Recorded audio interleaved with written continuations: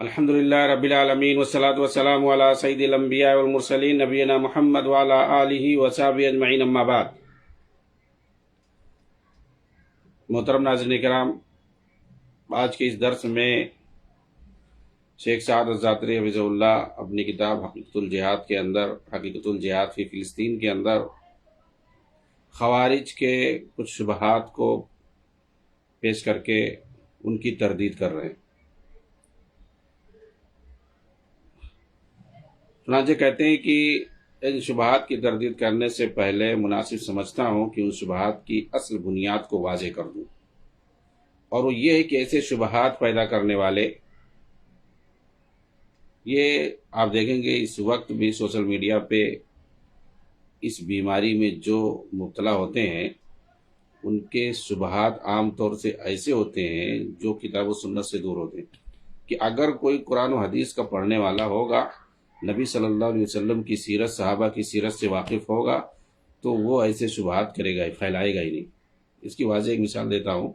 جیسے یہ لوگ ایک شبہ پھیلاتے ہیں کہ مجاہد کے خلاف کوئی عالم فتویٰ نہیں دے سکتا ہے۔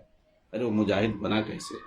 کس نے یہ طے کیا کہ کوئی مجاہد ہے اور کون مجاہد بن سکتا ہے؟ تو مطلب یہی چیز ہے، تاکہ جو علماء امت کی صحیح رہنمائی کرنے والے ہیں ان کو منظر نامے سے غائب کیا جائے، اور ان کا جو اعتبار ہے اس کو ختم کیا جائے، اور لوگ علماء امت سے دور ہو کر کے ان فسادیوں سے آ کر کے جڑیں، اور جیسے نوجوانوں کا برین واش کرتے ہیں، پھر اس میں کوئی جو ہے نکیر نہ کر سکے اور نوجوانوں کو صحیح رہنمائی کوئی نہ کر سکے، کتاب و سنت سے جوڑ نہ سکے، صحابہ کے فہم کی طرف انہیں لا نہ سکے، اور نبی صلی اللہ علیہ وسلم کی سیرت کو صحیح سے کوئی سمجھا نہ سکے۔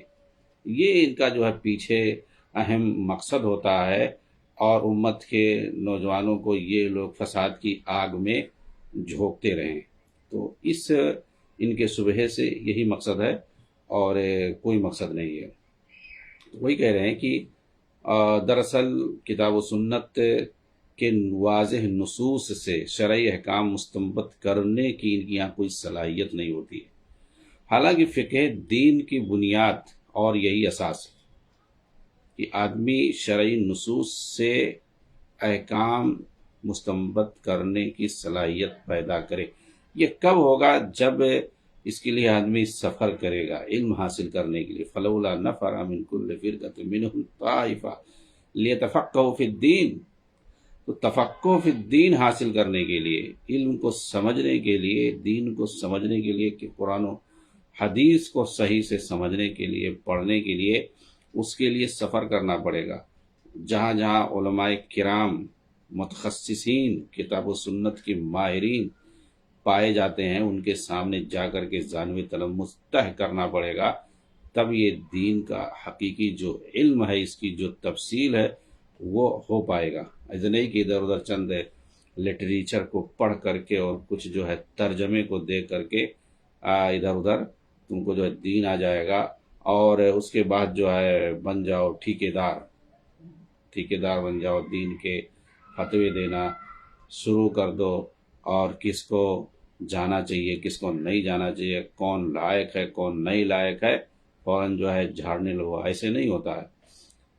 شرعی احکام سے، ایک تو شرعی احکام کا پڑھنا، یعنی قرآن اور حدیث کے جو دلائل ہوتے ہیں، اس کے جو نصوص ہوتے ہیں، اس کو جو ہے پڑھنا اور سمجھنا، یہ الگ چیز ہے، اور اس سے احکام اور مسائل اخذ کرنا، اور خاص طور سے جدید جو مسائل پیش آتے ہیں، نت نئے جدید جو مسائل جو درپیش ہوتے ہیں، ان کو اخذ کرنا، مستنبط کرنا، استئناس کرنا قرآن اور سنت کی روشنی میں۔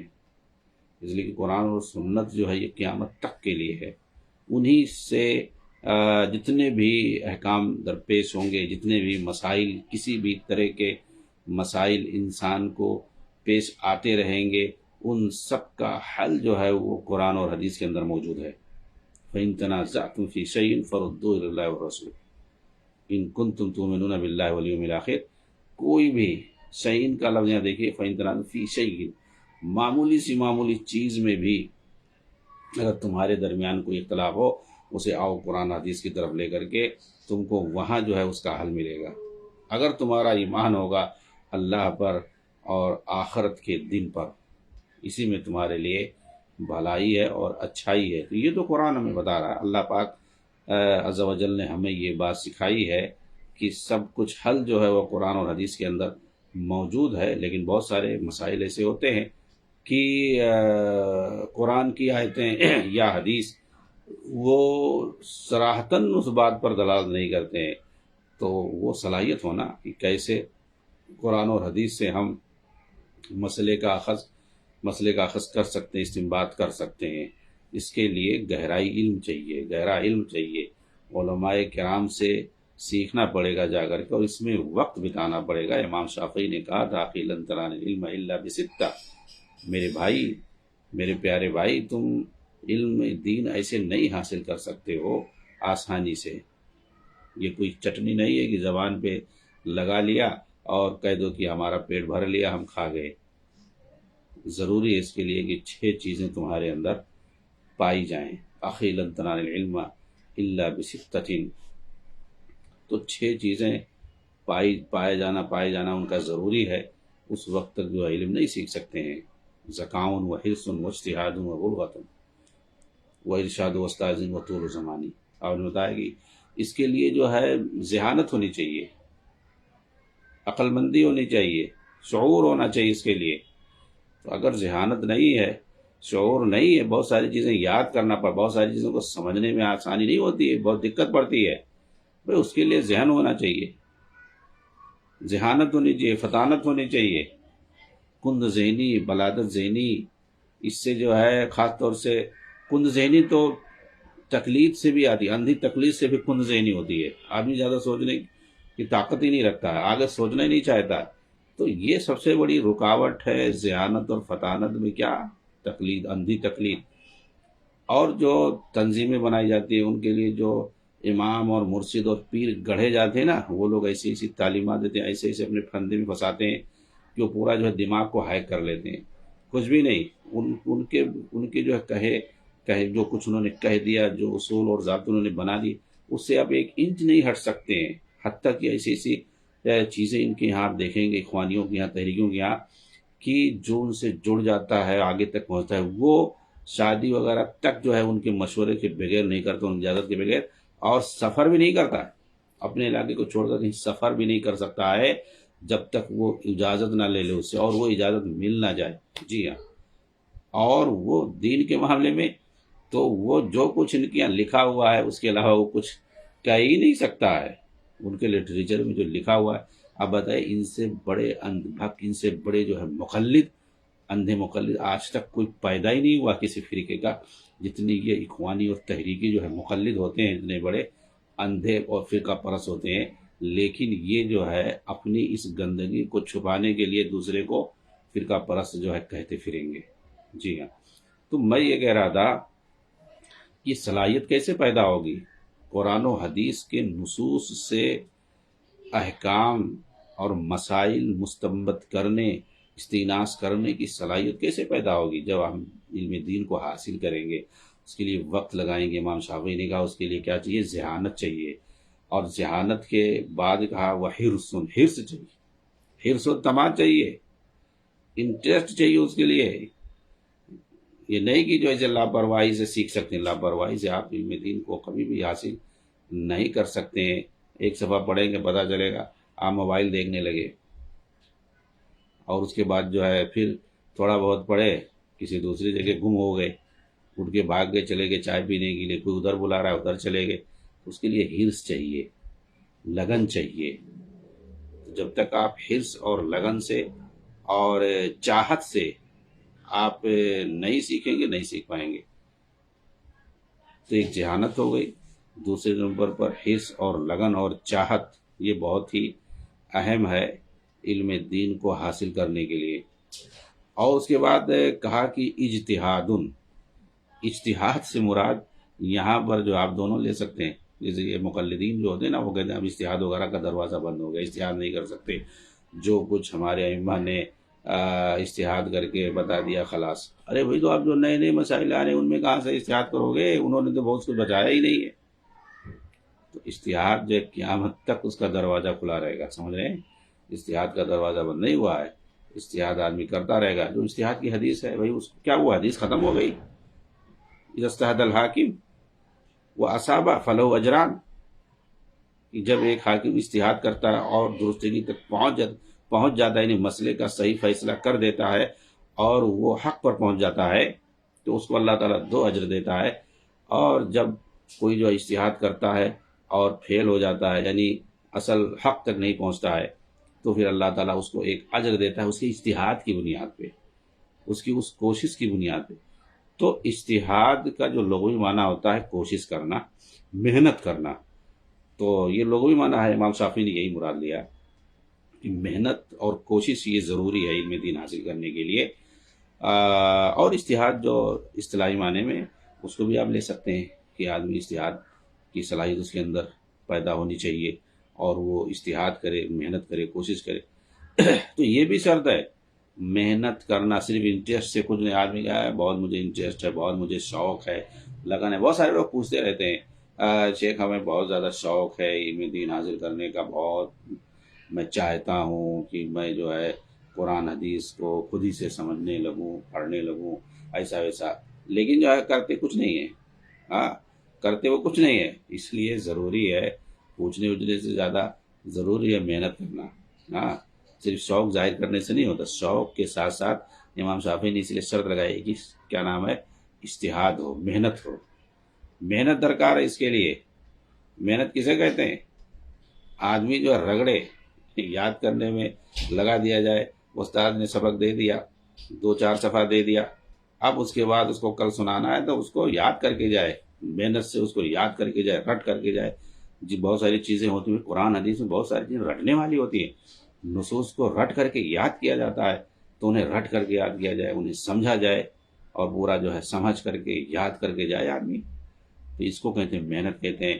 وہ دن اور رات نہیں دیکھتا ہے، جب بھی موقع پاتا ہے وہ یاد کرتا ہے، محنت اس میں صرف کرتا ہے، جس کو بذل الجہد کہتے ہیں، یعنی محنت صرف کرنا. تو علم دین کے لیے محنت صرف کرے، بغیر محنت کے نہیں ہوگا.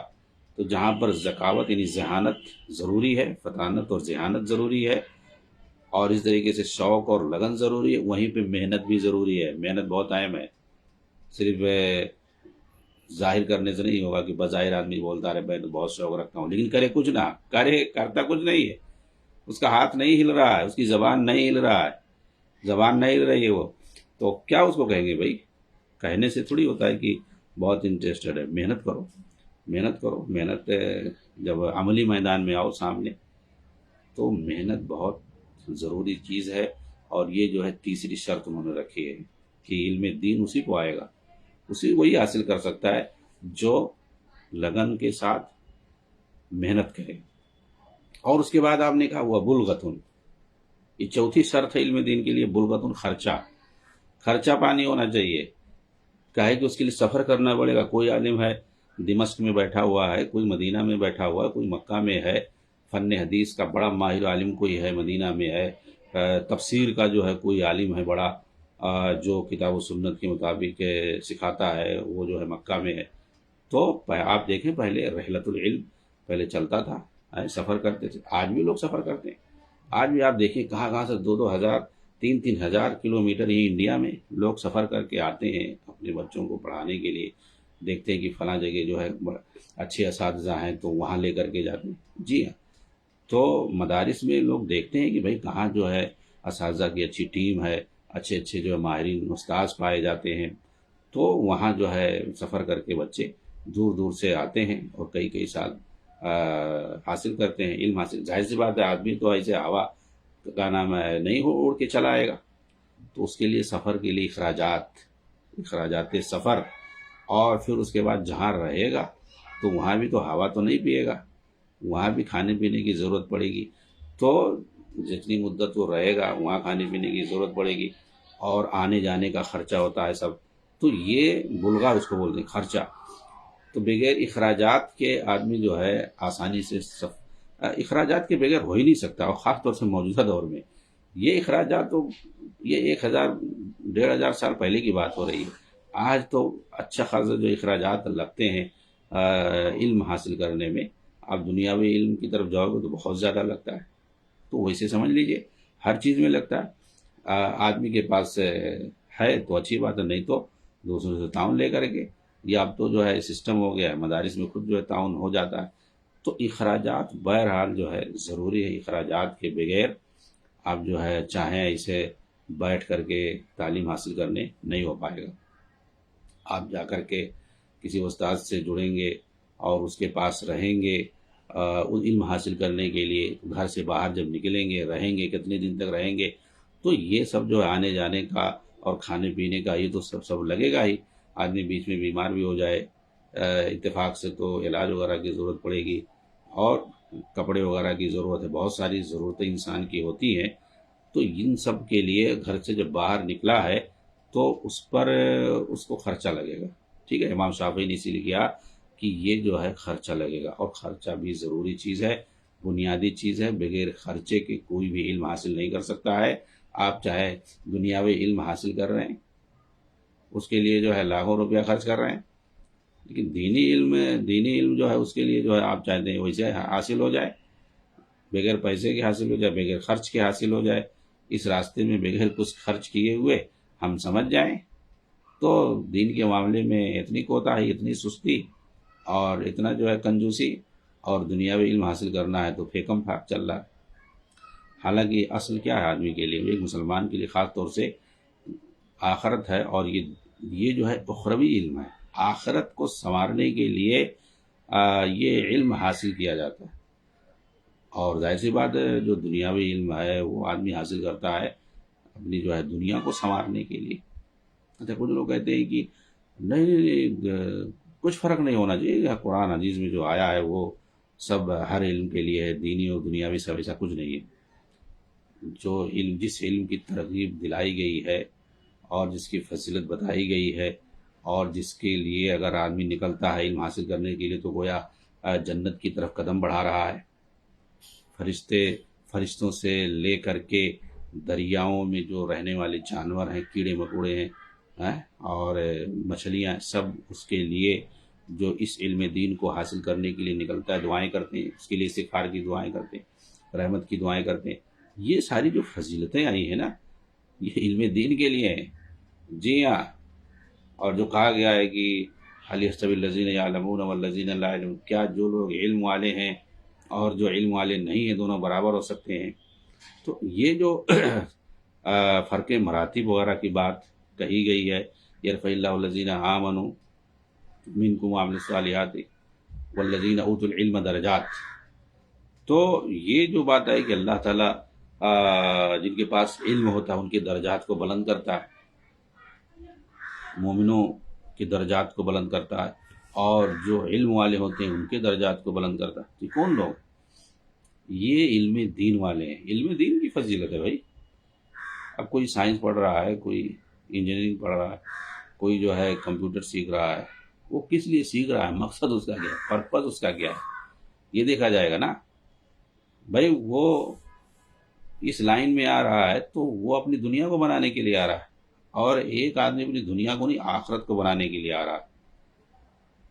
آخرت کے لیے سیکھ رہا ہے، وہ اپنا بھی فائدہ اٹھائے گا اور اس طریقے سے اپنے گھر والوں کو بھی فائدہ پہنچائے گا، اپنے بال بچوں کو اس سے دینی علم کے ذریعے سے، اور دوسروں کو بھی فائدہ پہنچائے گا. سب کے لیے حکم ہے، اپنے معاشرے اور سماج کو، دنیا والوں کو بھی فائدہ پہنچائے گا جب دینی علم حاصل کرے گا.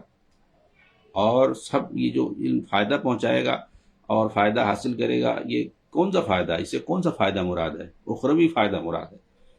تو اخروی فائدہ اور دنیاوی فائدہ دونوں میں فرق ہے. مطلب دینی اسلام کے اندر منع نہیں ہے کہ دنیاوی علم نہیں حاصل کر سکتے ہیں، منع نہیں، حاصل کر سکتے ہیں، لیکن جو فضیلت کی بات ہے اور جس کی سعادت کی بات ہے، افضلیت کی بات ہے، وہ کون سا ہے؟ وہ دینی علم ہے. اور جس کی فضیلت آئی وہ دینی علم ہے اور اخروی علم ہے، اور یہ تقسیم کی جائے گی اور یہ فرق بتایا جائے گا تاکہ علم دین کی اور علماء دین کی اہمیت رہے، اس کی فضیلت باقی رہے، اور علماء دنیا جو ہیں دنیاوی علوم کے جو ماہرین ہیں، اچھی بات ہے، ہونا بھی چاہیے، تو یہ فرق باقی رہے کہ یہ جو ہے دنیاوی علماء ہیں اور یہ دینی علماء ہیں، یہ دین کے علماء ہیں، یہ دنیا کے علماء ہیں، دونوں کا فرق رہنا ضروری ہے، سمجھ رہے ہیں؟ اور یہاں پر بھی جس علم کی بات ہو رہی نہیں کہ امام صاحب نے جو کہا کہ علم حاصل کرنے کے لیے یہ چیزیں ضروری، یہاں مراد انہوں نے دینی علم کو لیا ہے۔ اور دیکھیے قرآن کے اندر بھی اللہ تعالیٰ نے کہا کہ کچھ لوگوں کو ہونا چاہیے جو باہر نکلیں اور پھر وہ جا کر کے دین کا علم حاصل کریں، دین کے اندر تفقہ حاصل کریں، لِتَفَقَّهُوا فِي الدِّينِ، صاف صاف اللہ تعالیٰ نے فرمایا، اللہ کے رسول نے فرمایا کہ مَن يُرِدِ اللَّهُ بِهِ خَيْرًا يُفَقِّهُ فِي الدِّينِ، اللہ تعالیٰ جس کے ساتھ خیر کا ارادہ فرماتا ہے اس کو دین میں جو ہے سمجھ عطا کرتا ہے، دین کی سمجھ عطا کرتا ہے، دین کا علم اس کو اللہ تعالیٰ عطا کرتا ہے، اللہ تعالیٰ جس کے ساتھ خیر اور بھلائی کا ارادہ کرتا ہے۔ بخاری شریف کی حدیث ہے، ہاں، مَن يُرِدِ اللَّهُ بِهِ خَيْرًا يُفَقِّهُ فِي الدِّينِ، ظاہر سی بات ہے امام صافی جو کہنا چاہتے ہیں وہ علم دین مراد ہے، اور اس کے لیے 4 چیزوں کو بتایا انہوں نے۔ اس کے بعد جو 5ویں چیز شرط ہے وہ بہت اہم ہے، اسی میں جو ہے لوگ پریشان ہو جاتے ہیں، ہاں، اور خاص طور سے جو بردر قسم کے لوگ ہوتے ہیں نا، جو چاہتے ہیں کہ ترجمہ سے اپنا جو ہے پروفیشن چھوڑ کر کے علم دین کا جو میدان ہے نا بہت آسان ہے، اور خاص طور سے موجودہ دور میں سوشل میڈیا ہے۔ اب دیکھیے، اب یہاں سے بیٹھ کر کے ہم اپنی بات پہنچا رہے ہیں، بہت سارے لوگ سنتے ہیں، فائدہ اٹھاتے ہیں۔ اب وہ لوگ بھائی ظاہر سی بات ہے اس کو استغلال کرتے ہیں، اپنے اس میں فیل ہو گئے میدان میں تو آ گئے اور ٹیپ ٹاپ سب کچھ ہے ان کے پاس، اور جو کچھ ادھر ادھر سے ترجمہ پڑھ کے ادھر ادھر دوسرے لوگوں کی کیسٹیں سن کر کے دین کے ٹھیکیدار بنا کے فتویٰ دینے لگے اور بتانے لگے، اور ان کو معلوم ہے کیسے جو ہے فالوور بڑھتے ہیں، لاکھوں لوگ کروڑوں فالوور اپنے بڑھا لیے، اپنا جو ہے پڑھا رہے ہیں، سکھا رہے ہیں دین کے نام پہ۔ اب ان کو وہاں جو فائدہ نہیں ہوا تھا یہاں ہو رہا ہے، تو کیوں جو ہے وہاں جائیں گے اپنے پروفیشن میں، وہاں سے تو ایسے ناکام ہو کر کے آئے۔ اب یہاں جو ہے کوئی بولنے والا نہیں ہے۔ بہرحال آگے جو چیز آ رہی ہے وہ ارشاد و استاذین، یہ 5ویں شرط ہے، وہ استاذ کی رہنمائی، یعنی ہمیں حدیث سیکھنا ہے تو کسی جو ماہر حدیث کے اندر ماہر ہو، ٹھیک ہے، جس کو شیخ الحدیث کہتے ہیں، شیخ الحدیث ایسے نہیں، ماہر ہونا چاہیے اس کے لیے۔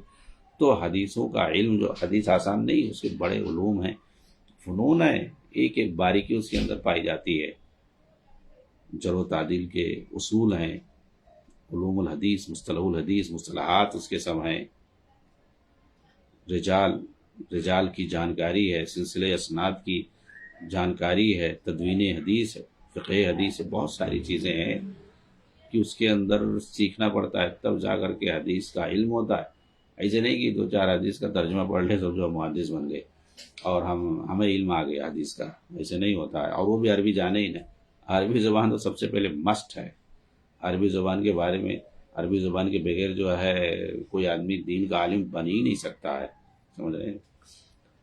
تو استاذ کی رہنمائی ضروری ہے، صرف جو ہے ادھر ادھر کتابوں کا لائبریریوں میں مطالعہ کر لینے سے یا پڑھ لینے سے 2-4 کتاب، خاص طور سے بہت سارے لوگ لٹریچر پڑھ لیتے ہیں ادھر ادھر کا، اور جو ہے اپنے آپ کو عالم دین ثابت کرتے ہیں یا اپنی کرتوتوں سے ثابت کرتے ہیں، گرچہ اپنے آپ کو عالم نہیں کہتے، عالم نہیں کہتے، مسٹر بردر اس طریقے سے اپنا کچھ کہیں گے، لیکن ظاہر یہی کریں گے کہ مطلب ہم دین کے ٹھیکیدار ہیں، اور جو اصل علماء ان کی برائی کریں گے۔ کتنے لوگ شکایت کرتے ہیں کہ جو ہے وہ ایسا کہتے ہیں کہ اصل دین کا کام ہم کر رہے ہیں، جو مولوی ہیں وہ تو فرقہ پرستی میں پڑے ہوئے ہیں، ایسا وہ کچھ نہیں کر رہے ہیں، اور دیکھو یہ بریلیوں سے مناظرہ کرنا ہے، ہم لوگ مناظرہ کرتے ہیں، شیعوں سے ہم مناظرہ کرتے ہیں، ملحدوں سے ہم مناظرہ کرتے ہیں، ان سے ہی تو مطلب یہ ہے کہ پورے طرح سے وہ لوگ ٹھیکہ لے رکھے ہیں دین کا، اور جو علماء دین کا علم حاصل کرتے ہیں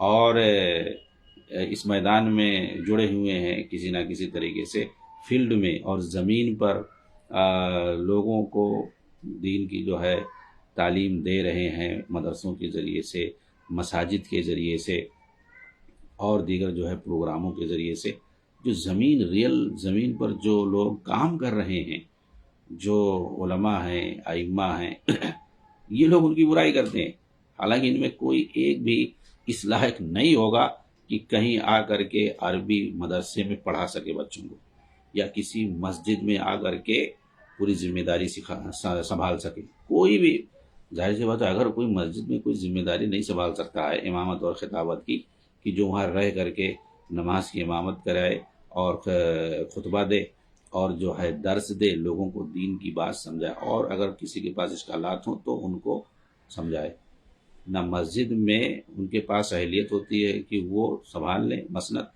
اور نہ ہی کسی عربی مدرسے میں وہ جو ہے بچوں کو تعلیم دے سکتے ہیں۔ ظاہر سی بات ہے ان کے سامنے سب کتابیں عربی میں آئیں گی بڑی بڑی، کیا کریں گے؟ عربی تو جانتے نہیں ہیں، کہاں سے پڑھائیں گے وہ؟ اور پھر وہ فیل ہو جائیں گے۔ بس ان کے پاس سوشل میڈیا ہے، وہیں سے یوٹیوب پر اپنا جھاڑتے ہیں اور علماء کی برائی کرتے ہیں، بہت سارے نوجوانوں کو اپنے پیچھے کر لیتے ہیں، اور اس کے بعد فتویٰ دیتے ہیں، اور اس کے بعد اپنا کوئی نہ کوئی کورس، شارٹ کٹ کورس جو ہے شروع کر دیں، ورڈ بائی ورڈ، آئیے ہم آپ کو قرآن سکھاتے ہیں، ہاں قرآن میں ماہر ہو گئے، ورڈ بائی ورڈ حدیث سکھا دیے، 2 4 حدیث سکھا دیے، حدیث میں محدث بنا دیے، فقہ سکھا دیے، فقیہ بنا دیے۔ اس طریقے سے شارٹ کٹ میں وہ لوگ پورا دین جو ہے سمجھا دیتے ہیں، اور پھر جو سیکھنے والے ہوتے ہیں وہ بھی اپنے آپ کو مفتی بن کر کے مست رہتے ہیں۔ ہاں، تو ارشاد و استاذین یہ بہت اہم ہے، جو امام شافعی نے شرط لگائی ہے نا، ایسے معمولی نہیں، کیونکہ دین کے اندر بہت ساری چیزیں ہوتی ہیں تلقین سے سمجھی جاتی ہیں، پڑھنے سے نہیں آتا ہے، تلقین ضروری ہے۔ مثال کے طور پر تجوید ہے، قرآن کو پڑھنا، تلاوت کرنا، اس کے لیے تلقین ضروری ہے، بغیر تلقین کے یعنی کوئی آدمی سمجھائے تبھی سمجھ میں آئے گا، کتاب پڑھنے سے نہیں ہو پائے گا، تو تلقین کی ضرورت پڑتی ہے کہیں کہیں۔ اور ایسے ہی مثال کے طور پر علم الفرائض ہے، جو میراث کی تقسیم ہے، اس میں بھی جب تک کسی استاذ کے سامنے آپ علم میراث کو نہیں سیکھیں گے نا، جب تک سمجھ نہیں پائیں گے۔ آپ جیسے کیا نام ہے، حساب ہے، میتھ ہے، اب میتھ کوئی بندہ جو ہے دعویٰ کر سکتا ہے کہ میتھ جو ہے ہم خود ہی سے سیکھ لیں گے؟ کبھی نہیں سیکھ پائیں گے جب تک کسی کی رہنمائی نہ ہو۔ تو بہت ساری چیزیں جو ہیں، بہت سارے علوم، دنیاوی علوم بھی ہیں، ان میں بغیر رہنمائی کے نہیں سیکھ سکتے۔ ایسے ہی دینی علوم میں بھی، حدیث کے اندر یہ جو سب علم رجال ہے، علم اسناد ہے، یہ ساری چیزیں، اصول کی جتنی کتابیں ہیں، چاہے اصول فقہ ہو، اصول حدیث ہو، اصول عقیدہ ہو، تو اصول کی جو چیزیں ہیں ان کو بغیر جو ہے تلقین کے ڈائریکٹ، یعنی کسی کے سامنے ہو اور وہ آپ کو سمجھائے، اگر نہیں سمجھ پا رہے ہیں تو پھر وہ آپ کو دوبارہ بتائے گا، تیبارہ بتائے گا، تب جا کر کے سمجھ میں آتے ہیں۔ علم البلاغہ ہے، علم البلاغہ کی بحثیں جو ہے بچوں کو بار بار بتاؤ تب جا کر کے سمجھ پاتے ہیں۔ اب تک بلاغت نہیں سیکھیں گے، علم البلاغہ، علم البیان، علم المعانی، علم البدیع، یہ سب آپ نہیں سیکھیں گے تو آپ عربی زبان کی باریکیوں کو کیسے سمجھیں گے؟ قرآن اور حدیث کے جو الفاظ ہوتے ہیں، اس کے جو جملے ہوتے ہیں، اس کی اہمیت، اس سے یہاں کیا مراد لیا گیا، تو جب آدمی علم البلاغہ پڑھتا ہے تو ان کی باریکیوں کو سمجھتا ہے، اور یہ بغیر تلقین کے کوئی نہیں سیکھ پائے گا۔ بلاغہ کی کوئی کتاب اٹھا کے دے دو، عربی زبان بھی اچھی طرح سے جانتا ہو، پھر بھی جو نہیں سیکھ پائے گا، نہیں سمجھ پائے گا۔ تو تلقین کی ضرورت ہوتی ہے تو علم دین کو حاصل کرنے کے لیے، اسی لیے ارشاد و استاذ کی رہنمائی ضروری ہے۔ وطول و زمانی، یہ آخری شرط ہے، ایک لمبی مدت، ایک مدت درکار ہے اس کے لیے۔ ہاں، شارٹ کٹ کورس سے نہیں چلے گا کہ 4 مہینے میں آؤ سیکھ لو، 2 مہینے میں سیکھ لو، 1 مہینے میں سیکھ لو، 6 مہینے میں سیکھ لو، اس کے لیے وقت درکار ہے۔ ایسے نہیں ہوتا ہے، لوگ جو ہے 15 سال، 20 سال جو ہے اس میدان میں صرف کرتے ہیں، ہاں، شروع سے لے کر کے آخر تک، تب جو ہے دین کی جو ہے صلاحیت پیدا ہوتی ہے، کچھ دین کا علم انہیں حاصل ہوتا ہے چوطرفہ طریقے پر۔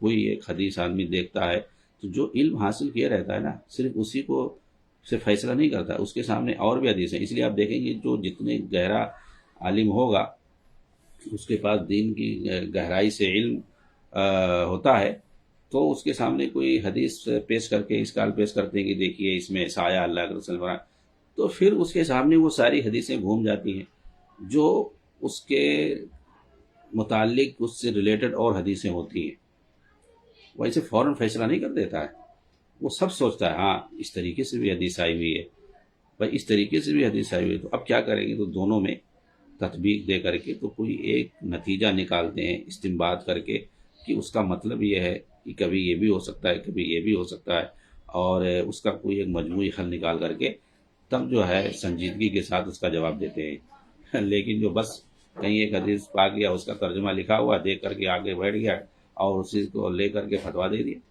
آدمی کیا کرے گا؟ اسی لیے گہرا علم ہونا، حدیثیں ہوتی ہیں کچھ کسی موقع کے لیے، کچھ ہوتی ہیں کسی موقع کے لیے، کچھ ہوتی ہیں جیسا مناسب ہوتا ہے تو اسی مناسبت سے اس کا جواب بھی دیا جاتا ہے۔ کوئی آدمی آ رہا ہے، اللہ کے رسول پوچھ رہا ہے کہ بھئی سب سے افضل اللہ کی عمل کون سا؟ تو اللہ کے رسول نے کہہ دیا والدین کی خدمت کرنا۔ کسی نے آ کر کے پوچھا اللہ کے رسول سب سے افضل عمل کیا ہے؟ اللہ کے رسول نے کہہ دیا کہ اللہ کی راہ میں جہاد کرنا۔ اب ایک آدمی آئے بولے کہ دیکھو سب سے افضل عمل دین کے اندر بتایا گیا ہے جہاد فی سبیل اللہ، یہ سب سے افضل عمل ہے۔ اب وہ اتنا پرچار کرتا ہے اس کا جسے وہ نماز روزے حج زکوٰۃ سے بھی افضل ہو، جو دین کے ارکان ہیں، بنیادی ارکان ہیں جی۔ تو جو خارجیت کا شکار ہوتے ہیں اسی مسئلے کو لے کر کے نماز روزے سے بھی زیادہ اہم بتانا شروع کر دیتے ہیں، اور اسی کو لے کر کے وہ سب حتیٰ کہ کہہ دیتے ہیں کہ دین جو ہے اور کسی چیز کا نام ہی نہیں ہے اور تو مروجہ مذہب ہے۔ آپ ڈاکٹر اسرار کی تقریریں سنو، سمجھ میں نہیں آئے گا کہ آدمی نماز روزہ کرے یا نہ کرے، جی ہاں کہتے ہیں تو دین ہے ہی نہیں۔ اس طریقے سے مذہب کے طور پر، رسم و رواج کے طور پر تو ہر دھرم میں پایا جاتا ہے، کچھ نہ کچھ آدمی عبادت کرتا ہی ہے، چاہے عیسائی ہوں، یہودی ہوں، یا اسی طریقے سے ہندو ہوں، سکھ ہوں، ویسے مسلمان بھی آج ہیں، اپنا جو ہے کچھ مروجہ چیزیں ہیں دین کے نام پہ بتا دیا گیا ہے، وہ لوگ عمل کر رہے ہیں، حالانکہ وہ دین نہیں ہے، دین تو کچھ اور ہے۔ یہ اصل مسئلہ ہے، کیونکہ یہ لوگ کیا تھے؟ ڈاکٹری پیشہ میں زندگی بھر رہے، اس کے بعد جو اپنا دیکھا پھیل ہے میدان، چلے آئے، کچھ عربی پڑھی اور آ کر کے جو ہے کود پڑے، فوراً تبلیغ کرنا شروع کر دے، تو کیا کریں گے؟ میں جو ہے ابھی جو ہے 5 منٹ کی تقریر سن رہا تھا اس سے پہلے، 5 منٹ میں اتنی بھیانک ان کی جو ہے غلطیاں، اصول کی غلطیاں، عقیدے کی غلطیاں، منہج کی غلطیاں، 5 منٹ میں ہمارے خیال دسیوں جو ہے غلطیاں بھیانک انہوں نے کی ہیں۔ تو ایسے جو ہے اور لوگ سنیں گے اور سنجیدگی سے ایسا لگ رہا ہے کہ جو ہے کوئی اور ہے ہی نہیں عالم ان کے سامنے، دسیوں غلطیاں، وہ بھی عقیدے کی، منہج کی غلطیاں، کیوں؟ قرآن اور حدیث کو صحیح سے نہ سمجھنے کا نتیجہ۔ ہاں، اور اسی لیے بندہ جو ہے کمزور اور ضعیف حدیثوں کو موضوع من گھڑت روایتوں کو بھی پیش کرتا ہے، اور اس سے جو بھیانک نتیجہ اخذ کرے گا۔ لوگ سمجھیں گے ارے یہ تو آج تک علماء نے بتایا ہی نہیں، اور خود بندہ کہتا آج تمہارے علماء نے یہ کہا ہی نہیں۔ ایسی جو بھیانک غلطیاں، اور لاکھوں کروڑوں جو فالوور، ماشاء اللہ کیا پیش کیا، آج تو کسی نے فرمایا ہی نہیں، ایسا کچھ بتایا ہی نہیں، اللہ تعالیٰ جو ہے کروڑ جو ہے جنت میں جگہ دے، سب جو ہے واہ واہی لے رہے ہیں۔ اور کیا 5 منٹ کی تقریر نہیں سنایا، 5 منٹ کی کلپ ہے، اس کے اندر دسیوں جو ہے عقیدے کی غلطیاں، خامیاں، کیا ہے اسے گمراہ کیا جا رہا ہے شیطان، یہ پورا جو ہے شیطان وسوسہ ڈلاتا ہے اور لوگ جو ہے فالو کرتے چلے جاتے ہیں۔ تو کہنے کا مطلب یہ ہے علم دین کے لیے یہ ساری چیزیں ضروری ہیں، ایک لمبا وقت جو ہے اس کے لیے درکار ہے، شارٹ کٹ جو ہے ایک لٹریچر پڑھ کر کے، ادھر ادھر تقریر سن کر کے کوئی دین کا جب دعوے دار بنتا ہے، ٹھیکے دار بنتا ہے، تو یہی سب ہوتا ہے، وہ قدم قدم پہ ٹھوکر کھاتا ہے اور لوگوں کو جو ہے گمراہ کرتا ہے۔ ایک آدمی جیسے کسی دوسرے فیلڈ کا اور وہ دعوے دار ہو جائے کہ ہم ڈاکٹر ہیں اور جو ہے پورا آلہ اولا لے کر کے، سرنجی لے کر کے بیٹھ جائے کہیں پہ، کچھ دوائیں ادھر ادھر لے کر کے، سردی بخار کی کچھ دوا جانتا ہے، ایسی بات نہیں ہے، بہت سے جانتا ہے، میں بھی بہت ساری دوائیں جانتا ہوں، گھریلو ضرورتیں پڑتی رہتی ہیں، لاتے رہتے ہیں، اپنے لیے بھی خود استعمال کرتے ہیں مستقل طور پر 1-2 دوا۔ تو کہنے کا مطلب یہ بہت ساری دوائیں میں خود جانتا ہوں، سردی بخار وغیرہ میں اس طریقے سے بتا سکتے ہیں، تو کیا مطلب جا کر کے کھول کر کے بیٹھ جاؤں میں دکان؟ کلینک کھول کر کے بیٹھ جاؤں، اس کے بعد جو بھی آدمی آئے اس کو دوا دینا شروع کر دوں؟ ارے بھائی تشخیص کرنا الگ ہوتا ہے، اور کب ایک ہی بیماری ہوتی ہے لیکن اس کے لیے جو ہے مختلف موسم کی وجہ سے اس کے لیے دوا بدل جاتی ہے، تو اس میں آسان نہیں ہے، ہر ایک کی اپنی فیلڈ ہوتی ہے، تجربے ہوتے ہیں، اسی بنیاد پر وہ جو ہے اس میں کام کرتا ہے۔